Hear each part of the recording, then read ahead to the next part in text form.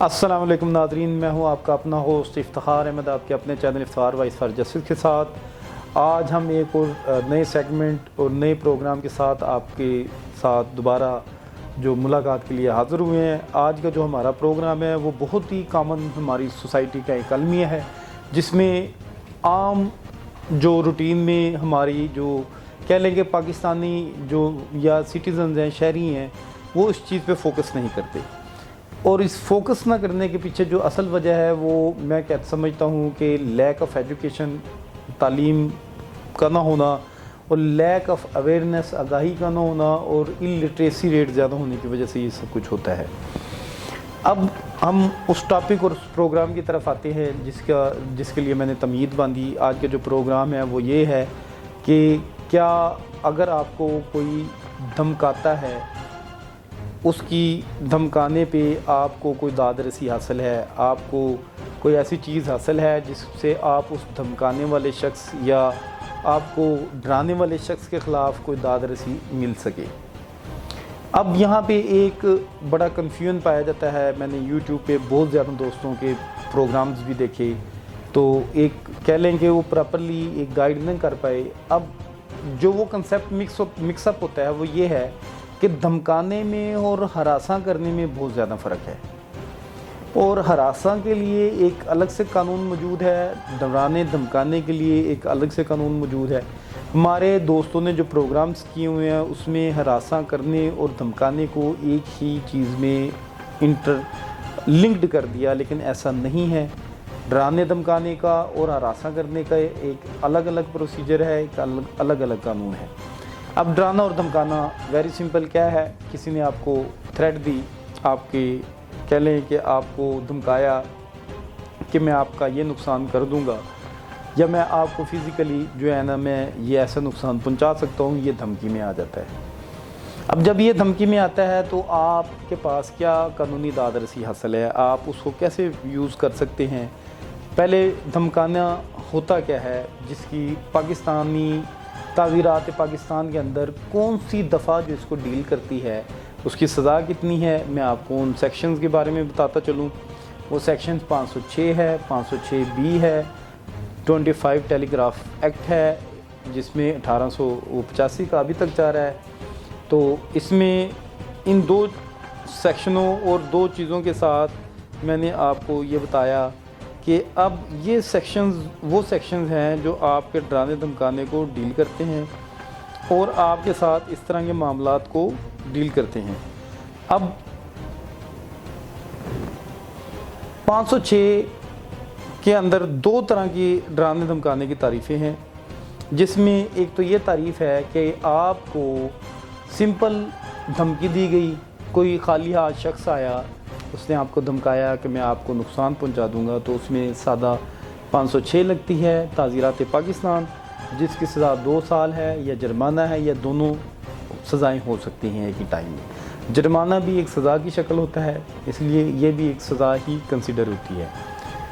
اس کے علاوہ ایک جو دفعہ جو اس کا سب سیکشن آتا ہے، جس کو B کہا جاتا ہے، بعض جگہ پہ 506(2) کہا جاتا ہے، اس میں یہ ہوتا ہے کہ آپ کو کوئی دھمکانے آیا اور اس کے پاس اسلحہ بھی تھا اور اس کے تیور تھے کہ وہ آپ کو جانی نقصان پہنچا سکتا ہے، تو اس میں 506B دفعہ جو ہے وہ لگتی ہے۔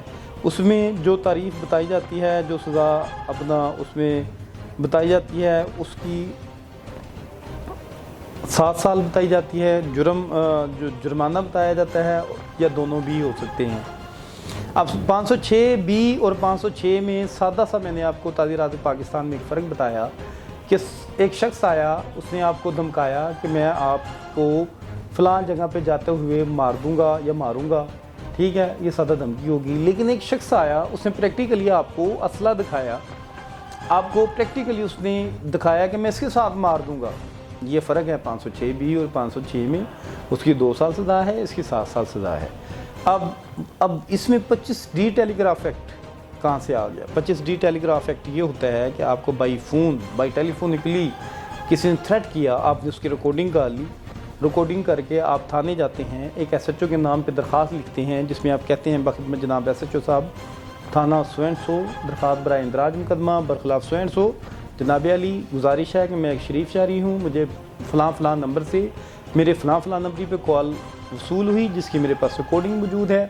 उसमें मुझे जान से मारने की धमकियाँ दी गई, या मेरे कारोबार को नुकसान पहुँचाने की धमकियाँ दी गई, या मुझे फ़लाँ तरीके से डराया और धमकाया गया, तो उसमें 25D टेलीग्राफ एक्ट के तहत आपका मुकदमा दर्ज हो जाता है। इसी तरह आप अगर 506 या 506B की कंप्लेंट करना चाहते हैं तो उसका भी बड़ा सादा सा एक कानूनी हल मौजूद है, जिसमें यह कहा जाता है कि आप जो हैं कि आप ये कहना चाह रहे हैं कि जनाब उसने मुझे धमकाया या उसने असले के ज़ोर पे धमकाया, आपने एक दरख्वास्त लिखनी है बाखिदमत जनाब SHO साहब, दरख्वास्त बराए इंदराज मुकदमा बरखिलाफ सो एंड सो। अब 506B भी ये पैटर्न रहेगा। अब उसमें जनाब आला, मैं एक शरीफ शहरी हूँ, फ़लाँ जगह पे जा रहा था या मौजूद था, फ़लाँ अशख़ास की मौजूदगी में बावक्त सो एंड सो, बाद तारीख़ सो एंड सो मुझे डराया धमकाया गया। फ़लाँ शख्स जो इसकी गवाही देने को भी मौजूद हैं, तो उसमें भी आपका उस दरख्वास्त पे जो एक मशीनरी है, जो एक लॉ इन्फोर्समेंट्स एजेंसीज़ हैं वो एक्टिव होंगी, वो इंदराज मुकदमा करेंगी, और इंदराज मुकदमा करने के बाद आपका जो कह लें कि पुलिस इन्वेस्टिगेट करेगी। इन्वेस्टिगेट करने के बाद मामला जो बिलों की तरफ, ज़मानतों की तरफ जाता है, फिर तफ्तीश की तरफ जाता है। इसी तरह कानून अपना काम करता है।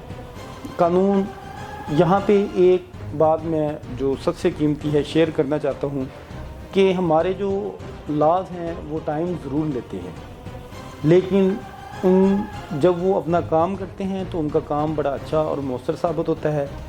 हमारे अंदर जो एक नाउमीदी की कैफियत होती है कि हम थाने तक जाते ही नहीं, धमकाने को हम रिपोर्ट ही नहीं करते, इसको क्राइम समझते ही नहीं, तो ऐसे लोगों को शय मिल जाती है। यही लोग बाद में कह लें कि डॉन बने होते हैं, गुंडागर्दी कर रहे होते हैं, धमका रहे होते हैं। ये गलियों मोहल्लों से शुरू होते हैं, फिर इनका टेरर बढ़ता बढ़ता इलाकों में फैल जाता है।